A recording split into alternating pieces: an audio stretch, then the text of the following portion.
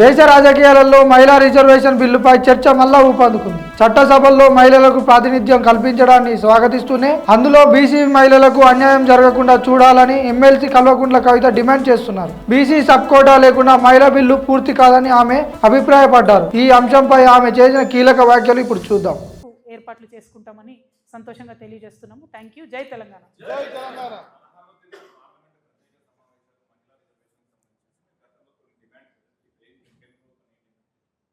ప్రధానంగా ఒకటండి, మహిళా బిల్లు మీద పాత సెన్సెస్ని ఇప్పుడు అప్లై చేయడం అన్నది చాలా అన్యాయం. ఆల్రెడీ దీనివల్ల మొన్న జరిగిన పార్లమెంట్ ఎన్నికల్లో మహిళలకు అవకాశాలు పోయినాయి. దాదాపు 10-12 రాష్ట్రాల ఎన్నికలు జరిగినాయి. వాటన్నిటిలో కూడా మా అవకాశాలు పోయినాయి.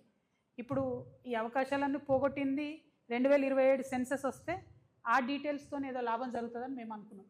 ఇంకొక ఏడాది అయితే 2027 వస్తుంది. మరి ఆ సెన్సెస్ కోసం ఆగితే డెఫినెట్గా మహిళలకు ఇంకొన్ని సీట్లు ఎక్కువ పెరుగుతాయేమో అని ఒక ఆలోచన.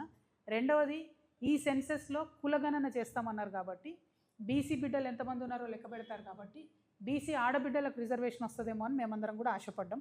కానీ ఆ 2027 సెన్సెస్ వరకు ఆగకపోవడం వెనుక భారతీయ జనతా పార్టీ మరొకసారి వాళ్ళు బీసీ వ్యతిరేకులు అని చెప్పి వాళ్ళంతటా వాళ్ళే నిరూపించుకుంటా ఉన్నారు. దయచేసి బీసీ బిడ్డలు ఆడబిడ్డలు వేచి చూడొద్దు. చాలా బలంగా మనం కోరాల్సిన అవసరం ఉంది. అర్జెంట్ ఏం లేదు మనకు ఇప్పుడు సీట్ల కోసం. ఎందుకంటే మధ్యలో ఇంకొక 5-6 రాష్ట్రాల ఎన్నికలే ఉన్నాయి. 2027 తర్వాత చేస్తే సీట్స్ పెరుగుతాయి. బీసీ రిజర్వేషన్ కోసం కూడా ఫైట్ చేసే అవకాశం ఉంటుంది కాబట్టి దానికోసం వేచి చూడాలన్నది మా ఆలోచన. బట్ 16th, 17th, 18th మేము కూడా డ్రాఫ్ట్ బిల్ వచ్చిన తర్వాత స్టడీ చేస్తాం. అవకాశం ఉంటే ఢిల్లీకి కూడా వెళ్దాం అనేటటువంటి ఆలోచనలో ఉన్నాం.